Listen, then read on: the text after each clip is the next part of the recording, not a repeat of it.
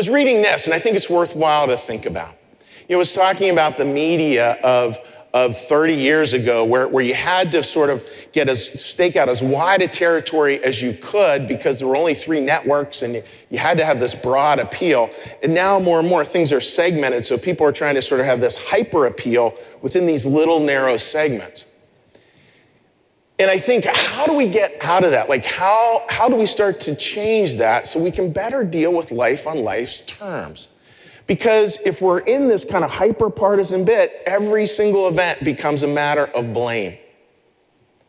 Not a matter of solution. Not a matter of coming together, but a matter of pointing fingers. And how do we do that a little differently? And I think, folks, I'm just going to put this out there. I think churches and synagogues and mosques, we have a super critical role to play in that.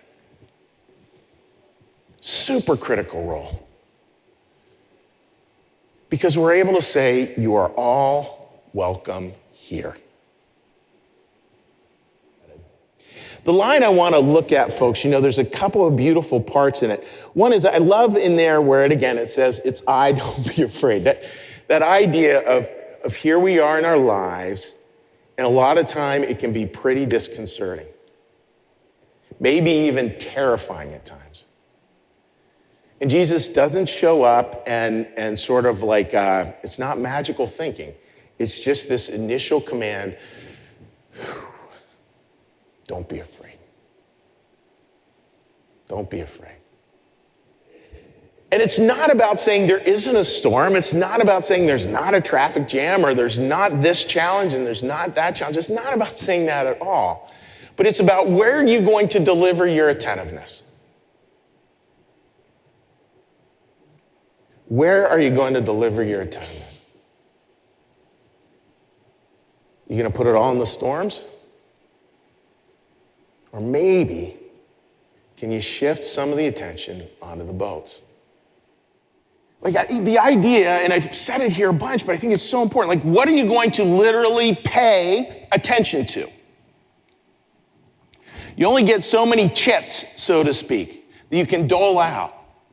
Are you going to dole them out storms, or are you going to dole them out on boats?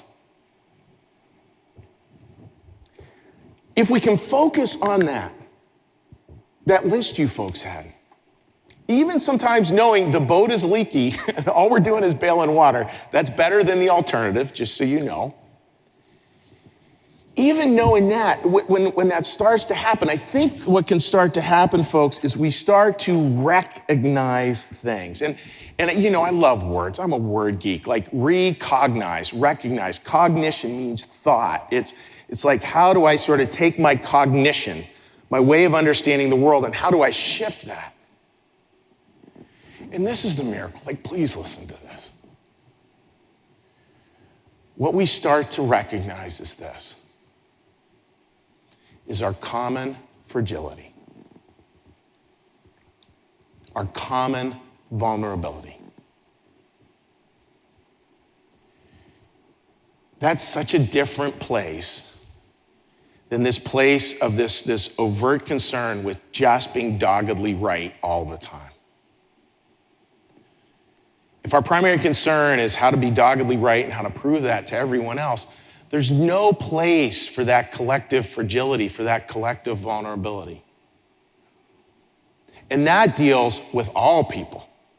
It's not a political statement at all. All of us need to recognize that.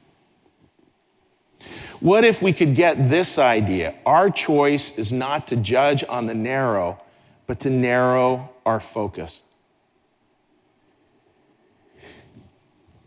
I think that's what this is actually talking about. I think the wide way, the easy path, which most people find is the path of judging everything, blaming everything. I think the much more challenging narrow path is when you drop all that and you focus. And we start to focus on other people. We start to focus how God is moving through us. We start to focus on the tasks right in front of us.